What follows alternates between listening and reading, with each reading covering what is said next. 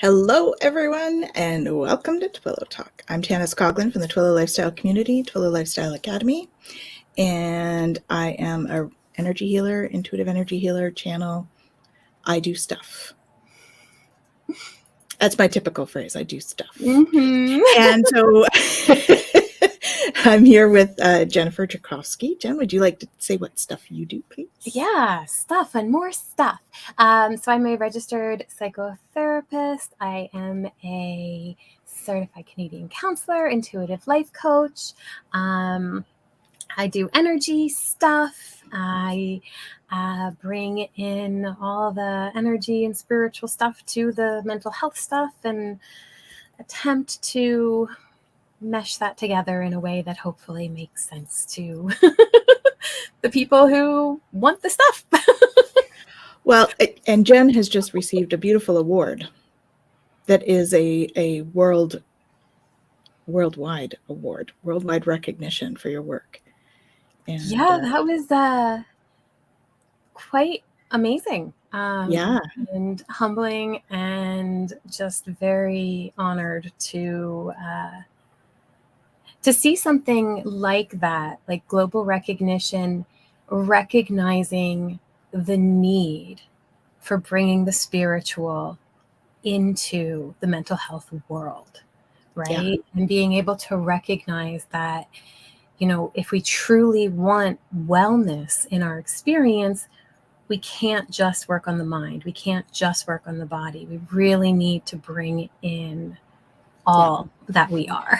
That spiritual energetic piece, right? I mean, and we talk about that, both of us, I'm sure, with our clients, about how we have to really, if there's something going on, you got to look at the physical, you got to look at the mental, emotional, and you got to look at the energetic or the spiritual. Yeah. And you've got to have something going for each of them Mm-hmm. to make it, you know, really work for you. Well, and that's that true holistic healing approach, right? Exactly. We're not just trying to pick parts of ourselves to work with. We're really looking at the whole of what makes this. Exactly. And so you designed a beautiful workbook for other psychologists, I think, right? In the EMDR, because I think that's part of what this was about. Mm-hmm. Yeah. So it's interesting, again, right? This piece where, you know, I wanted to develop something for my own practice so that I could use. Yeah. And as I was kind of asking for feedback on it and stuff, other therapists are like, I would like to use this too. And it kind of evolved into this whole thing. And then I thought, you know what, let's just put it out there to the world, make it really accessible, because a lot of these workbooks and stuff like that are quite expensive. And I just wanted to make it accessible so that it could help other therapists in their practice and help other clients who want to do this work. And it's been a beautiful experience. So you shared it on Etsy. So you can find it on Jen's Etsy store. If you're a psychologist watching this and you want to use her EMDR workbook, that's where it is, right? That is where it is. Yeah. Beautiful. And so Kaylee had some wonderful things to say here. I've seen tons of psychologists over the years. Jen, you're the only one I've felt we've actually made progress instead of going in circles. I am honored. Thank you. Beautiful. And we've got some congratulations here from Laura. Oh, thank you. Thank you. And Laura's switched channels, but that's great. Thank you. Thank you. Hello, Gerald. Thank you for joining us. And he says that's one book. Right, Jen? Yes, that's technically one book for practitioners, one book for the clients, because there's a client journal that goes with it. So yeah, we're getting there. There's a couple more on the way. We'll see how they unfold. We need to work on one that we're working on too at some point. We have a few things we have to write. Oh my gosh, there's so much. Yeah, we got to find some time. Yeah. I'm thinking a retreat weekend again. For writing. That's what I'm thinking. That would be that would definitely be called for. Mm-hmm. So Fogo Pogo says hello and hope we had a good weekend. Thank you. And that we are both amazing and beautiful. Thank you so much. Aww. Lots of love. And she's got the fancy hearts. I just got the hand hearts. No, your hearts are beautiful. I'm trying to do it for both of us. I just can't make it go over that. Well, thank you. But this comes from both of us. It's not from just me. And Laura says she's missed the crystal of the week. There was one last week, and I will be putting one out again today as well. So you can stay tuned for that. So it's coming. Okay. And what have we got here? Hello, Annie. We have Annie with us. Hello, hello. Hello. Time, what's that? Yeah. What's time? I don't know what time is. Nobody knows what time is. It's a man-made concept, is it not? We don't really have time. Our time concept is based on our evolution around the sun. It is. But time and space is not linear. So that's right. That. So we can pop into there. Let's just pop in and visit there. Yeah, we do that in our dreams all the time, right? Yeah. And actually our transit is going to touch on that. Yes. You were saying there's a lot going on with the transits. There's a lot going on, which we'll get to when we get there. We're just saying highs now. But. Yeah. I actually, there's something that's happening right now that you might want to know about. There's an M-class solar storm that's just going on right now. It hit this afternoon. And so just to be aware of that, you might feel some stuff. It can affect the electronic business. Not business, but I mean the electronics. The way they work or don't work. The way they work or don't work. At any given UPS, that kind of thing. Sending this lovely, plasma storm towards the earth. It's lovely. It doesn't affect us physically, right? It's not about that, but it is about the vibration of the earth. So it hits the atmosphere, which bumps us, which means, we get a little bit of a thing. Yes, it can. You're more likely to get it with the higher ones, but you can get some with M. That you get more of them with the R class or X class, I should say. Yeah. So we've got some of that going on. Actually, the Schumann's been pretty stable the last week or so, which is kind of nice. So we'll see how all of the storms the last couple of days kind of figure in, because we're supposed to be getting, there was a coronal mass ejection as well over the weekend that's supposed to be hitting us either later tonight or tomorrow morning. So we'll see how all of that happens as well and what that affects. But so far the Schumann has been fairly stable, which is kind of a nice thing. And that may have something to do with our big transits, because I know we have some big transits. A big hello from Kylie. So hello, Kylie, out to you as well from Australia. Nice to see you. Thank you for joining us. Always good to have all these people joining us. We have the best chatters. Awesome. Like Gerald always says, definitely. Right? We have the best chatters. So welcome everyone. Welcome. So that's what I think we're in in terms of the solar stuff. Energetically, I think there's been a shift over the weekend. We certainly had the shift astrologically, right, coming in, where Pluto has made that big change into Aquarius, and the starting of the age of Aquarius. So the age of Aquarius has begun, folks. Yes, exactly.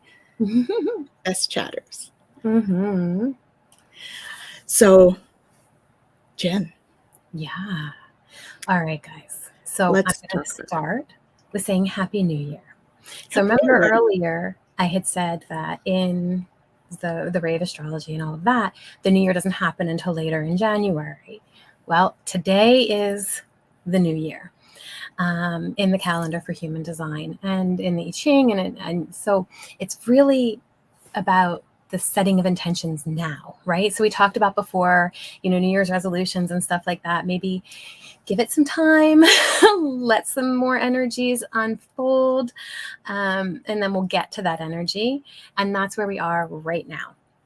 And because it's the new year and because it's about setting intentions, I wanted to spend a little bit more time talking about this gate.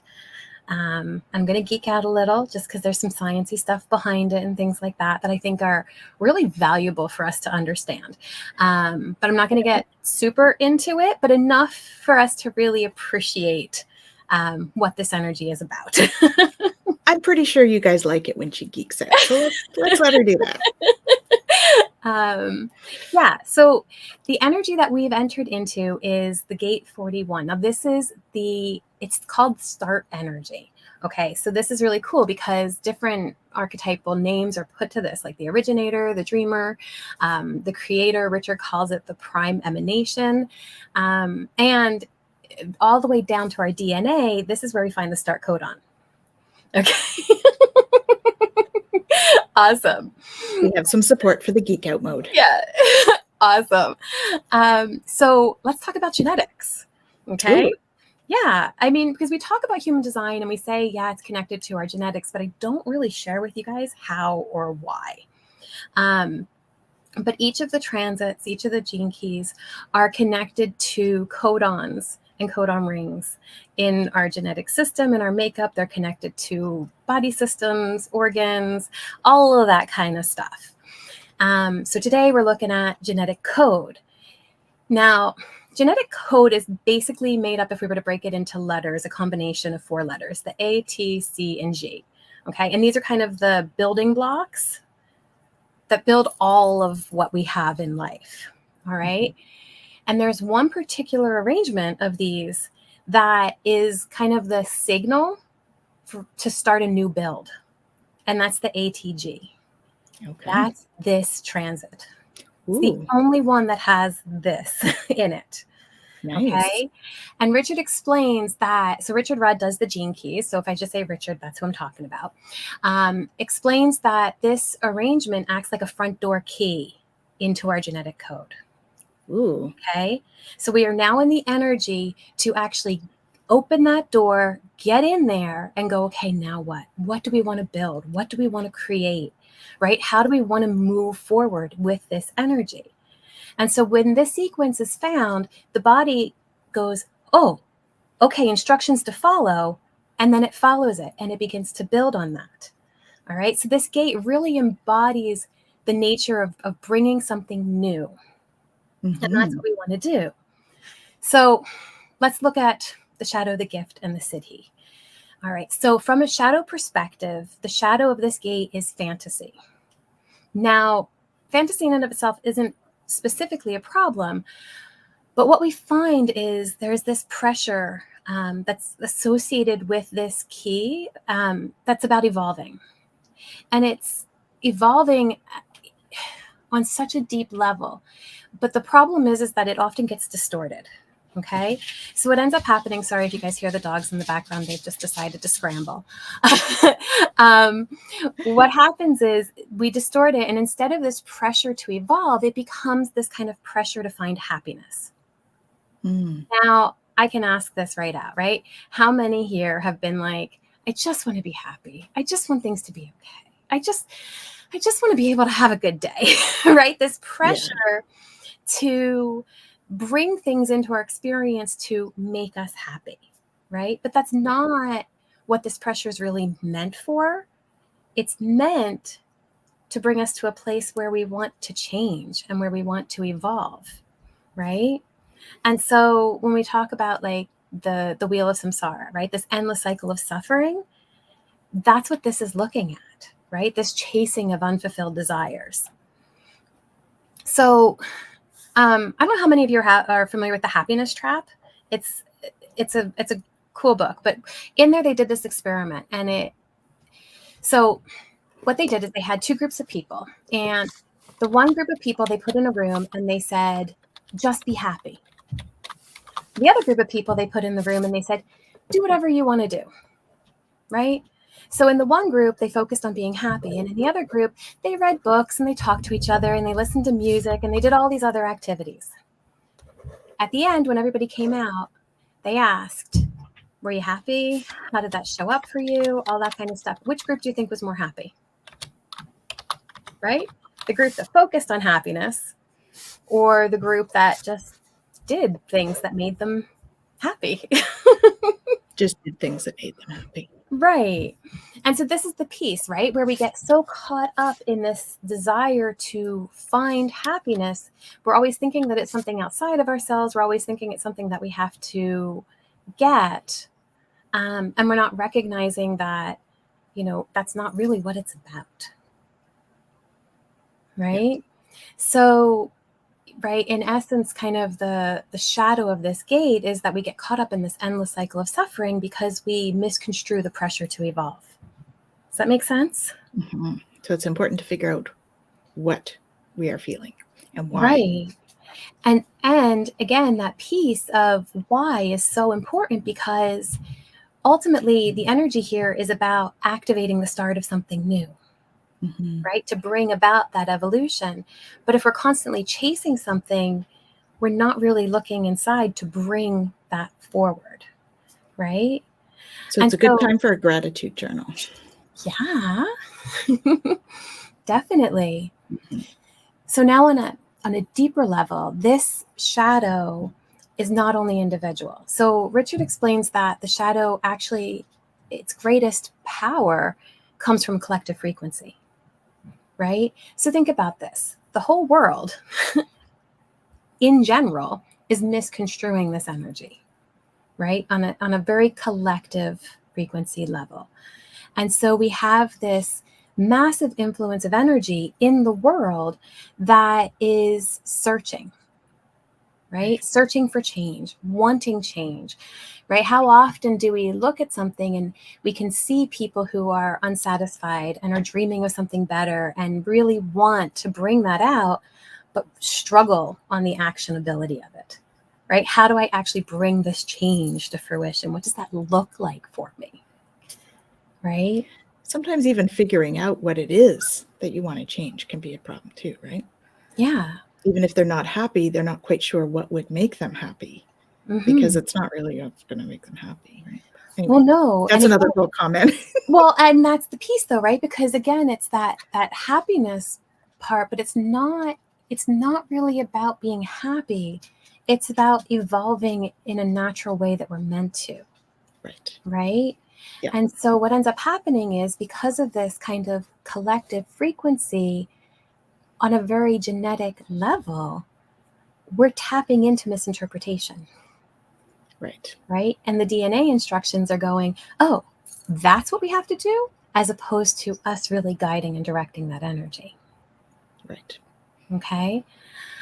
So where do I want to go from here?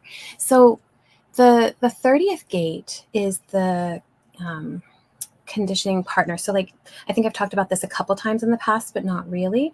Like it's a programming partner. So they work to help each other to grow and develop. Now that one is desire.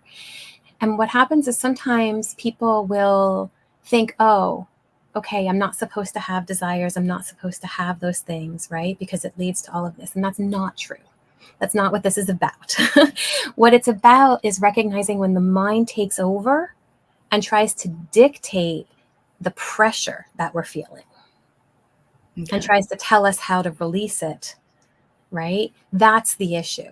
It's okay to have goals and desires and all that kind of stuff, but we want to be able to actually action them. We don't want to get stuck in them. Right. Does that make sense? Mm-hmm. Mm-hmm. So when we talk about genetics, right, it's not even just our genetics now, right? We can get into epigenetics. We can look at generational. We can look at past lives. We can look at the entire evolutionary process. That's all incorporated in this. Mm-hmm. Okay, so this pressure to evolve is so much bigger than us as individuals. Okay, yeah. So imagine, we're carrying all of this weight and all of this pressure, and for the most part, the mind is just going, get away, Get away and just be happy. Just let me be. I don't want to change. I don't want to do anything different because I'm happy. Right? And so when we look at the fantasy as the shadow, it's not the dreaming or the desire so much as getting stuck there. We're caught up in all of these things, and we don't have to be in the here and now with the pressure to move forward. Yeah. Right?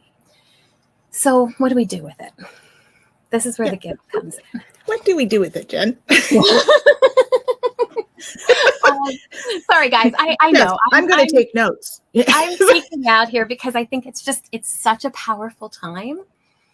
Well, it sounds it. Yeah. And so the gift that comes with this is anticipation. And maybe that's part of my, right? Is this? Well, and that energy is interesting, isn't it? It can be construed as like anxiety as well. That anticipation energy, right? It can be excitement, construed as excitement or anxiety, or somewhere between the two. It's really an interesting energy. So, yeah. Well, and it is, and it's so neat because anticipation, right? Again, how we perceive it and whether we allow it or not is what's going to change from being in the gift or staying in the shadow, right? And both have their roles, right? I will tell you right off the bat, embracing the shadow is so important. But when we want to bring out this evolutionary impulse that's in us and all around us, we want to open, right? And so we have to be able to open to this anticipation. So Richard talks about the morphogenic fields. And I could geek out, but I'm going to try to, because we've got time. But basically, the field is found within our DNA, but it also expands, right? So it's all through time and space. And the science behind it, depending on who you follow, some people embrace it, some people don't, whatever resonates for you. But what it's talking about is the inherent memory in nature, in all that is, right? So the quantum entanglement feature. Yeah, I love Jung's kind of, so Carl Jung talked about this perspective of a collective unconsciousness, right? And how it kind of holds like the memory of all things, right? We've talked about like Akashic records and things like that, where everything is stored, right? This is all part of this field. Yeah. Okay. So when I'm talking about it, that's what we're talking about, right? Is the ability to kind of tap into the energy of this field. All right. Can I give them a visual on that? Sure. So sort of how I see that. So the collective for me, I see it like this big energetic grid that goes all the way around the earth. And we're all kind of attached to it this way, right? Through energy. And so we can tap in and find out information from any number of reasons, sources, from any number of times. So I kind of see it like this big spider web thing that goes all the way around the earth that we're tapped into in terms of a visual. That's just how I picture it. So anyway, if that helps you, that it might help to understand how that kind of works. I always talk about the Avatar movie, how they take their braids and they attach to the tree in the Avatar, the grandmother tree, to get all the information from all the ancestors and all of the world that they're on. And so I kind of see it as the tree is like that bigger grid sort of thing, just in case people need a way to kind of visualize that. No, I love that. We're definitely all connected, Annie, for sure. Yeah. Well, and that's quantum entanglement, right? The crystalline grid, right? Yeah, that goes that's through right. all of time and space, as all around the earth, all of that. And each of the gates, so I have this out from Gerald's talk earlier today. But check that out, folks. around, right, is connected to a point on the grid. And so they're all the gene keys, all the gates, right? They're all connected to an aspect on this field. All right. And so the 31st and the 41st, right? So we're looking at this kind of connection between the way they work together. So let's look at the 31, because the 31 is the archetype of the leader, right? And so what it does is it attunes itself to the higher frequencies of all the great leaders, right? Mm-hmm. Then we're talking ascended masters, we're talking all of that, right? And so when it taps into that archetypal energy, it's able to anticipate and be excited for allowing that energy to come in. Mm-hmm. Right? Does that make sense? Mm-hmm. Yeah. So that way, when we're tapping in, we're using the right energy for what we want to tap in for. Yeah. Yeah. And it's definitely about being, not thinking. Yes. Right? Yes. Like what Laura was saying earlier. Mm-hmm. It's about being, not thinking. Yeah. So, yeah, what's really awesome is, okay, we can get caught up in this kind of like single focused agenda. And sometimes we say, okay, expand that. And we want to bring in more. With this gene key, Richard talks about the fact that it has a very single focused agenda, right?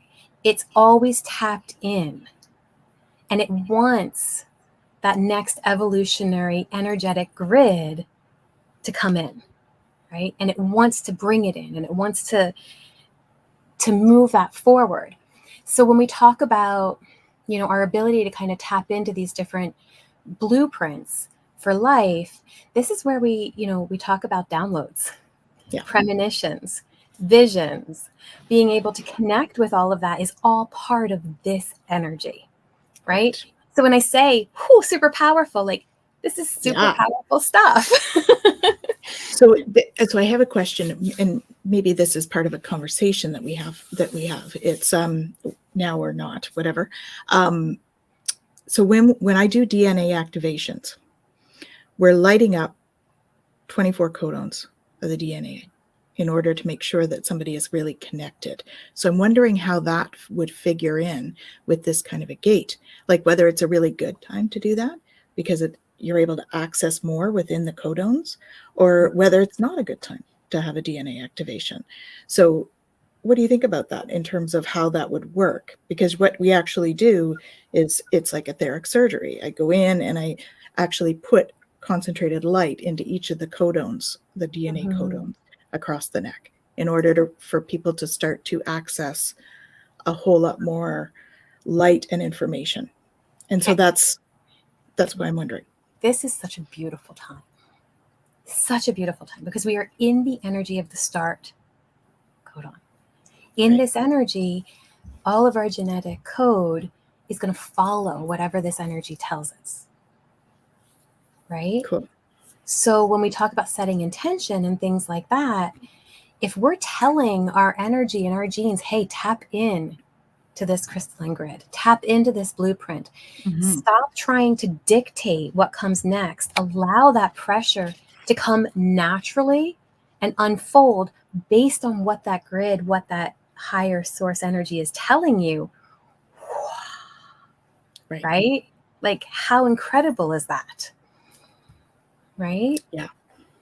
So this gift of anticipation, again, it's about clearing the mind, right? So we can't go into something like that and say, okay, well, I'm gonna set it, and I want it to make sure I'm happy, and I want to make sure that I'm content, and I want to make sure that I have this experience or that experience. No. That's not what it's about.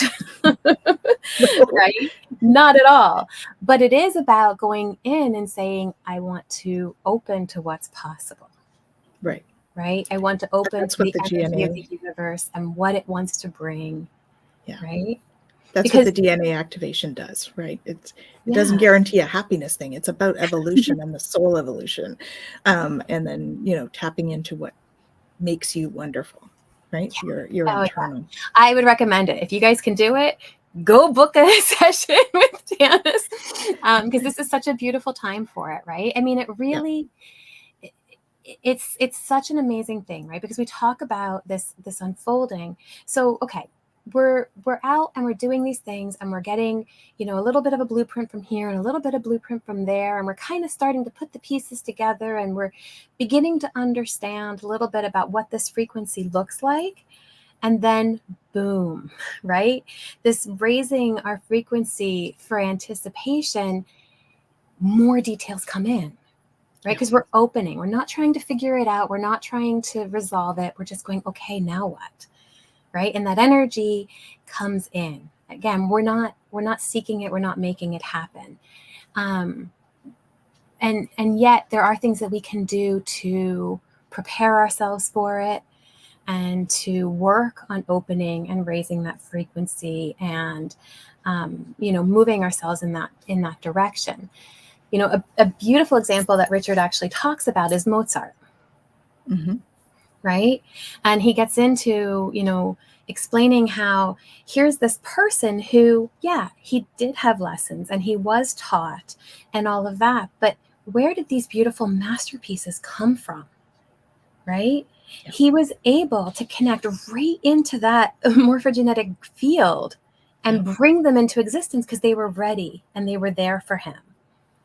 Right? And there's so much there, guys. There's so much there. So right. Much. This is where we talk about like the knowing, not knowing, right? Yeah. If I think I know, I'm not open to what can come. But if I stay in a place of not knowing, all of the knowledge is available. Yeah. And when I need it, it can come in. Right. Which is kind of what we do when we're channeling, right? Mm-hmm. We're calling upon that morphogenic field to bring in information. So oftentimes when you guys see us and we're like on here channeling, like going on and on, it's often because we're tapped into that and that's how we're doing it. Yeah. So. Yeah. And it is the energy of creation because we're creating all of these new possibilities, right? But it's more than that. It's about actually manifesting them and bringing them into action, right? Richard talks about the difference between genius and non-genius being that genius manifests, whereas non-genius dreams, right? And it is that piece of how do we allow this anticipation to move us to a place of actually bringing something to fruition, to actually manifesting that which is already there through us. Make sense? Yeah, it's kind of like, so in my channeling class, we talk about outpicturing. So you have like your sanctuary and you've got like this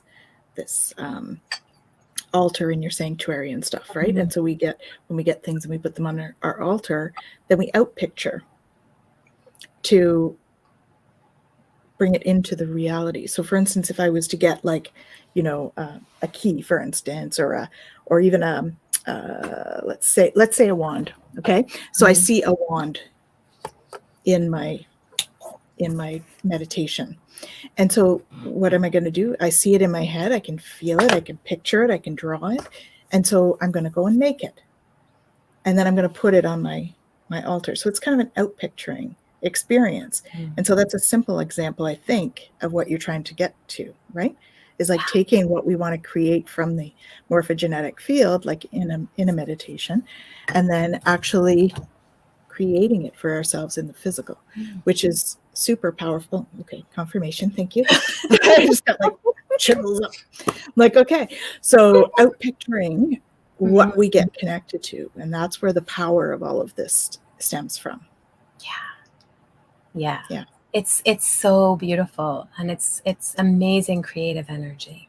Mm-hmm. We bring it to the siddhi of this, that kind of enlightened place of all of this, and it's the gift of emanation, right? And so when Richard's talking about this, he's explaining that this ability to see our body as this, he calls the gene keys, it's like this holographic mirror, right, of the universe.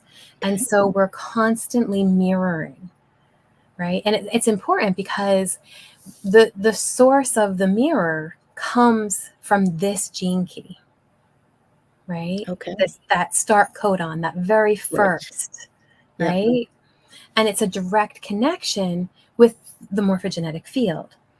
Right. So when we really like break it down, it's like, okay, we're connecting with the start codon of the cosmos, of everything.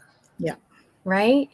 And so when we explore emanation, we're exploring this kind of thing that can't really be approached or fully understood, not by the mind, right? But the doctrine of emanation, it talks about this kind of fractal model of the universe. And so we talk about this when we talk about the crystalline grid and fractals and all of that kind of stuff. And it's this idea that this initial start is constantly emanating these fractal mirrors of itself indefinitely, right? And so we're all connected to all of that. Isn't that exciting? It's so cool, right? Like the possibilities right now are beautiful, right? So in the I Ching, the 41st it's called decrease. And I actually had the card out. What did I do with it? You know me, it's just like, whoa. It's about wanting to ground, yes. The 41st. Isn't that beautiful? And it's called decrease. And it's interesting because we're talking about this like expansiveness that's beyond our ability to actually comprehend. Why on earth is this called decrease, right? But it's actually quite fitting because Richard talks about this as basically becoming this like black hole that's kind of pulling in all of these infinite pieces. And at the highest level of what this is, that highest vibration is that oneness. There is no separation. There is no individual anything. Experience, individual experience, it ceases to exist in this space, right? And all of the different Siddhic states that we talk about throughout the entire year emanate from this one, right?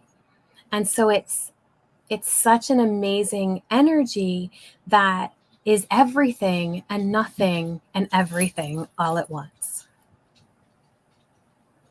That is a hard concept to grab. But yes. Right now. Right now. So perhaps decreasing our ego. Yeah. Says Kaylee. Yeah.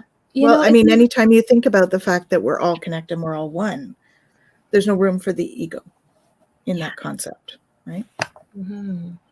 Yeah, and it's such a beautiful kind of thing, right? Okay, you get this energy that comes in, and there's this pressure, and you go, oh, okay, there's pressure, right? And it's for this evolution, for this change, for bringing out something new, for maybe working on a shadow aspect and looking at, okay, how this has governed my life for so long. How can I begin to release this and move in and embrace the gift of it? And how can I, accept what this has done or brought to my awareness so that I can move into this next kind of phase and bring this gift, which Richard talks about the gifts as our genius, what we're here to bring to the world, right? Well, that's about manifesting a way of being in the world and holding space for that. Right? I mean, wow, like goosebumps. Okay. They are definitely present, guys. Yeah. Well, and they are, because I mean, this energy that we're in is energy that allows us to open to them. Yeah. Right? To really gain that guidance. And if we can step out of ego, step out of the things that hold us back and the things that we try to get away from, then when that pressure comes in to evolve, to change, to do something different, we can be open to the possibilities of what that looks like in our experience. And yet everybody's terrified to change. Fair enough. Who's terrified to change? Let's ask that question. Right. Actually, let's ask it better. Let's ask it in who is open to change. Mm-hmm. Who's open to change? Because that's really what this is about. And really, if we think about it, nothing is... warp. Hold on. Right here on the back of my desk. Fans warp.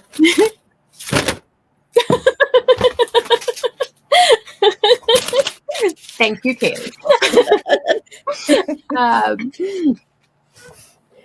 Yeah, exactly. So hesitantly raises his hand. Yes. In terms of change. Yes. Yeah. Well, it's so funny, right? Because there is this, like, nothing is constant but change, and yet nothing changes. Yes. Right? Well, the only constant is change. Exactly. Yeah. Yeah. It's getting used to the new way of being. Yeah. Yeah. Yeah, exactly. Yeah. I mean, change can be nice, but it's the uncertainty of it. Is. Well, and that's the piece, right? Is it can Yeah. be scary, and it's different. It's not our familiar pattern. It's not the way that we're used to showing up. And even if we want it, it's still hard. Yeah, exactly. Hello. Thank you for joining us. And we have Ocean Garnet. I like change, but fear the outcome. I hope for the best, but expect the worst. Yes. That can happen. I think that's a common sentiment, I think. Yeah. Yeah. Well, and Yeah. it is because, when we change, everything around us has to change on some level, right? It doesn't have to be huge change or anything like that, but on some level, there is this, again, that outpouring, right? That mirroring and that fractal energy. On some level, everything else also has to change. Yeah. Right? And that is scary. Right? At the same time, if we're going through a process of change and those around us are not going through a process of change, that is also very difficult. Yes. Right? Yes. Because then you have the experience where somebody's standing still and the other one is changing, and it's kind of like I want to say separation, but that's not the word, because we're all connected, right? Right. But it's a change in the experience that you have, so the dynamic is different. Yeah. Right. Yeah. Well, and this is where individual experiential journeys can sometimes have different paths. Right. Right. And so we come together, that saying, right? For a moment, for a time, for a lifetime. Like, there is this kind of idea that, there are going to be times where somebody has a huge impact, but they were only in our life for a moment. There's times where somebody's going to have that and they're with us throughout the entire experience and multiple experiences. Thank you.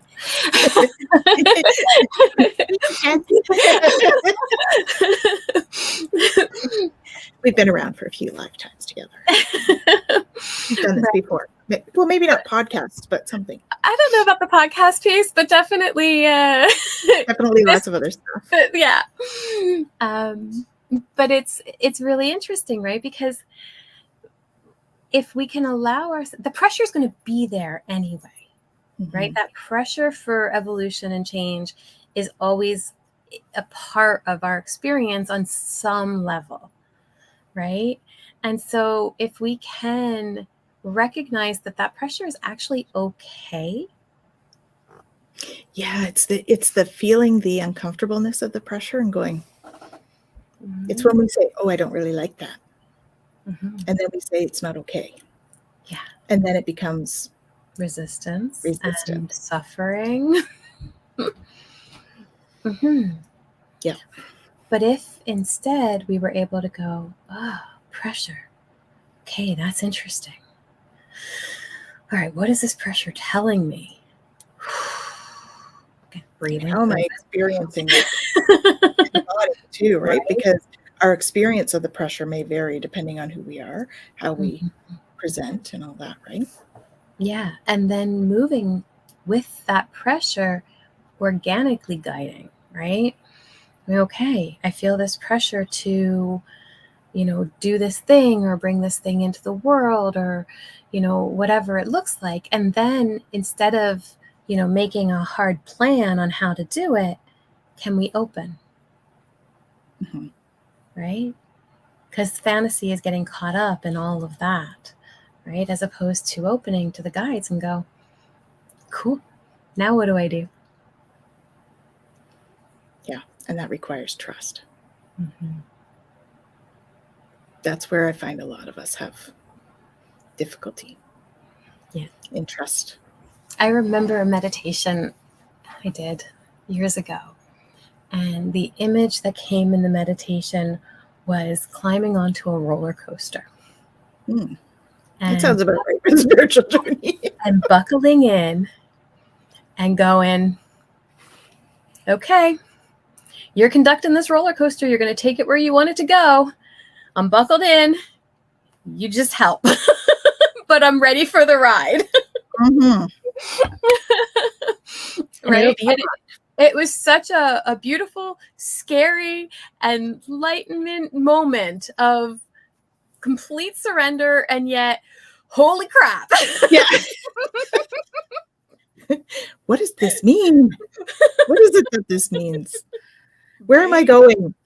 I don't know where this is taking me. I can't even see what the ride looks like, but I'm in. Yep. Yeah. Yes, Gerald.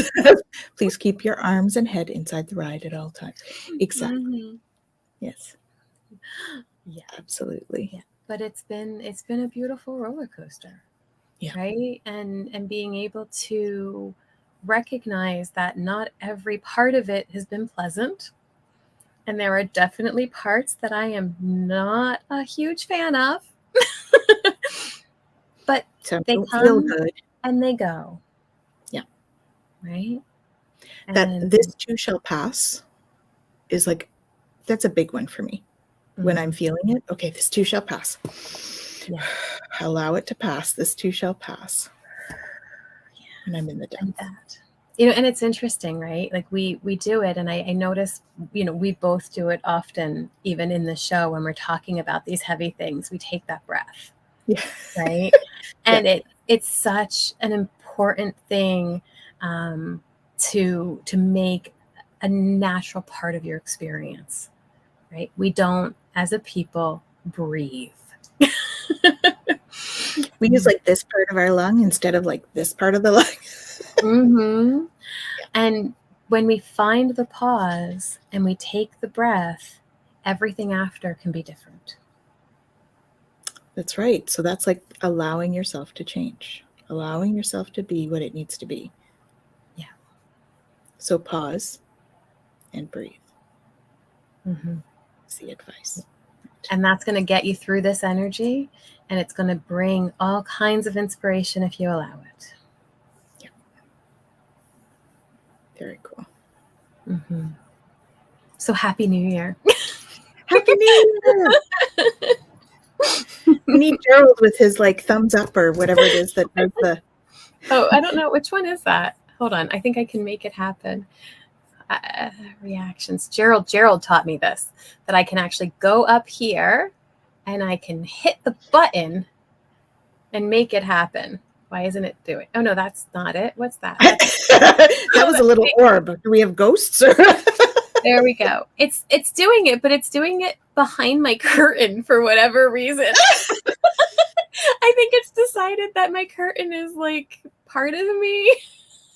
Anyway, you'll have to expand out if you want to see it. That's funny. We'll have to have Gerald do it next time he's on. Yeah. I thought it was something like this, or. Yeah. Oh, there we go. Oh, there we are. There's some lights. Yeah, I unlike Gerald, I have not memorized all the bits and pieces of how it works. Try a peace sign. Nice. Let's see. Oh no, that's balloons. Oh, that's balloons. 2 peace signs. I think this one might be. Nope. There we go. 2 thumbs up. There we go. There. Happy New Year. This is the mind trying to figure it out, as opposed to just letting them. And we have our support people in place. Mm-hmm. Right, Gerald? Much appreciated. All the reactions are great. Yeah. Absolutely. Yeah. And there's going to be times where we're going through it and we're going to get let's see if it'll do this one. Will it do it? Yeah. We're going to go through the storms, but that's okay. Because when we come out, if we've allowed it to go support. Woohoo! All the love for the experience, allowing it to be the experience.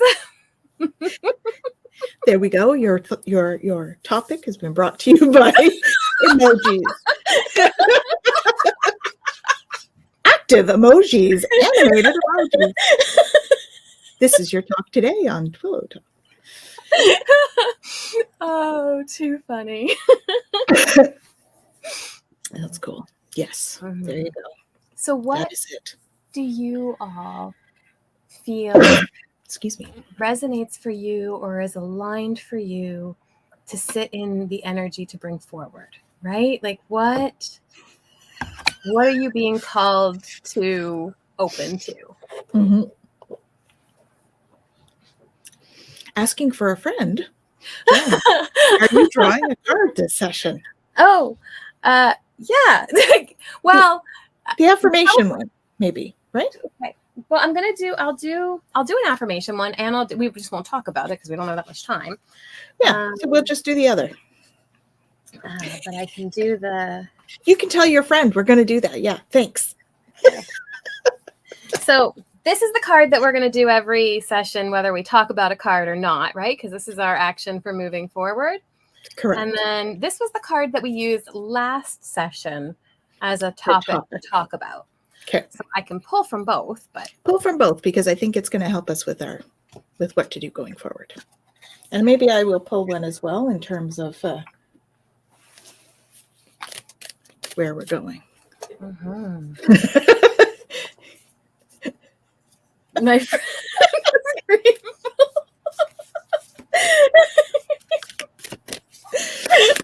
I love it. We love you, Gerald. Am I letting fear stop me? That kind of goes with this. Breaking barriers for growth. Can't make this stuff up, people. This one says, I am expanding beyond limitations into joy and freedom. And so you've got this new growth. That's and all so of this. much this energy. Yeah.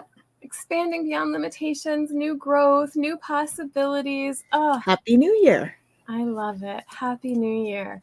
And don't let fear get in the way of creating, right? Yes. This is the start codon. This is the time where we're telling our DNA, okay, let's move forward. Don't let fear block that. Are you experiencing a mountain of fear right now? Are you stalling, freezing, or giving up? The juicy secret is that you are the boss of fear. You are unstoppable. But it's up to you to see that action. See that by taking action. Right? And that is like perfectly what you were just talking about. Absolutely. You can't make this stuff up. You can't make this stuff up. So today's soul action. Today, be brave and do it scared. Choose one fear to move through.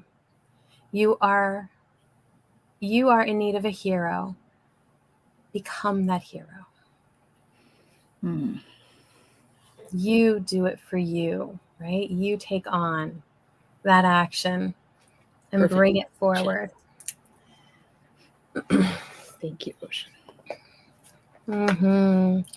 Yeah, you can't make this stuff up. Both the cards were perfectly aligned.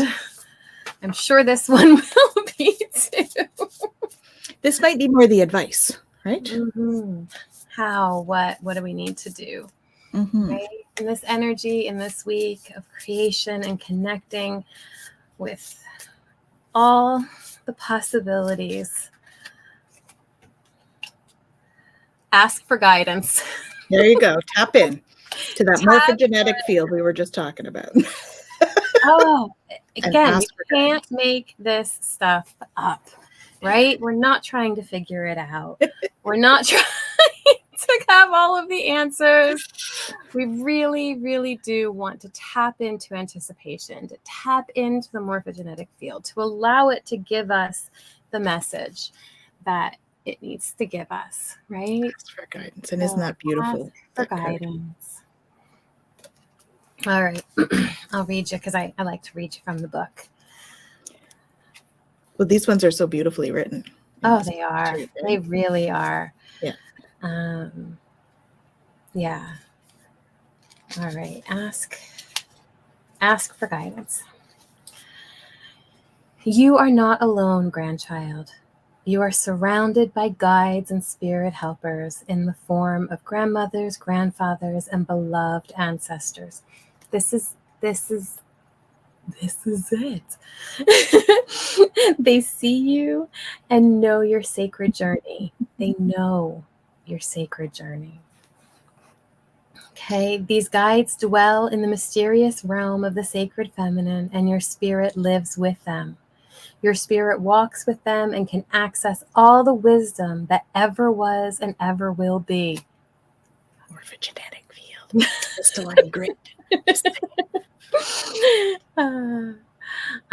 You have all of the answers you will ever need, but your mind needs your spirit's help. Mind doesn't have the answers. Mm-hmm. Sit in silence, visit the stillness of the sacred feminine, and ask your spirit for help. Consult your wise ancestors, commune with the grandmothers. Your guides know that your earth walk is challenging, for you came here knowing that you would forget who you are. Your spirit helpers remember and are here to assist you. Ask them to give you clear signs when you ask a question or simple direction about how to go on. They use the elusive language of the sacred feminine, gut feelings, intuition, inner knowing. Nothing in the mind. Follow that hunch. Listen to that quiet whisperer, or turn back when you feel like an invisible wall has appeared before you. Spiritual guidance is yours for the asking. Then listen to what you receive. Your spirit helpers await your request. And they are so awaiting it. Mm-hmm. They're always like, just ask us. We're here. Just ask. They can't interfere unless we ask. So ask. And the energy is there. This is the energy to tap in. All that is, all that was, all that ever will be is there. Right? And it's not to say that we can't tap into this at any other time. It's just that this energy really allows for the contemplation and the meditation and the awareness of what it is to move through this process and to connect with this energy. Right? And then we can carry that, because this is the start. We can carry that into our genetic field moving forward, into our 3D world moving forward, and into everything else moving forward. So love. Let's pull love and move that forward. Mm-hmm. Sorry, I'm a stickler. Love. Let's bring love. Yeah. On this journey with us. And compassion and hope and Mm-hmm. trust. Let's bring those things with us on this beautiful journey. Yeah. I have that song now going through my head. Which one? What the world needs now. Yes. Love. Sweet love. It's so true. And we have the ability to bring that into us on a deep genetic level, that we can then have that lived experience emanate from us and create that and manifest that with everybody that we connect with and come in contact with. Love wins. Yep, it does. That is the only thing that is true. Yeah. The rest is our interpretation of experience. Mm-hmm. So, wow. That kind of brings us to the end of the day. Well, the end of the show, not the end of the day. The end of the show for today. The end of the show.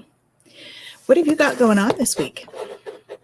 Well, I already did the other show I had this week with Gerald. So we did a second part to the human design, and we were looking at the centers.